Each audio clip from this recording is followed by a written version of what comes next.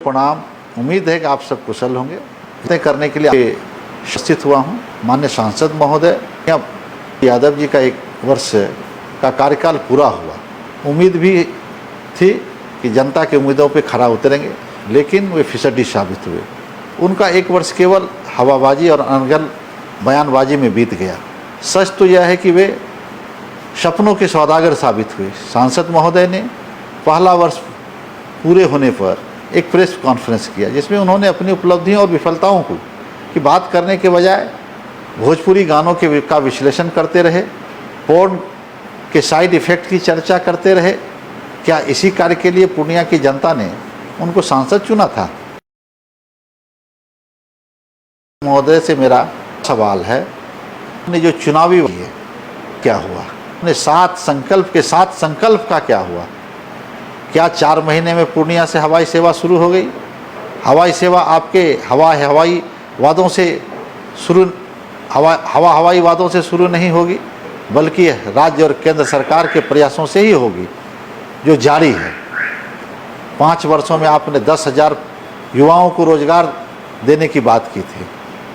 1 वर्ष पूरा हुआ, क्या 2,000 युवाओं को रोजगार मिल गया? आप तो सबको न्याय देने की बात करते हैं। आपने जो न्याय का मंदिर बना रखा है, क्या वह न्याय का नहीं अन्याय का मंदिर है? आप ही के सहयोगी, आप ही के लोग शंकर यादव को ज़मीन से बेदखल करना, उसकी गर्भवती पत्नी को धक्का मार के घर से निकाल के उसके घर को उजाड़ना, आपके न्याय के मंदिर का ये न्याय है? कितने डॉक्टरों के यहाँ और पैथोलॉजी में फीस कम हुई है? सुना है कि इस आड़ में भयादोलन भी जारी है। सच तो यही है कि आपके यह 1 वर्ष का कार्यकाल का हाल यह है कि झूठा वादा तेरा वादा, वादे पे मारा गया पूर्णिया का वोटर सीधा साधा।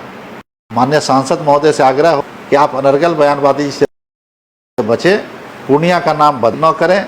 आप कहते हैं कि नाक पर भरोसा करना, नेता पे भरोसा नहीं कर, क्योंकि वह डसेगा। आप तो आधे दर्जन से अधिक बार के सांसद विधायक रहे। आप बताएं कि आप अपने राजनीतिक जीवन में को डसने का काम किया है।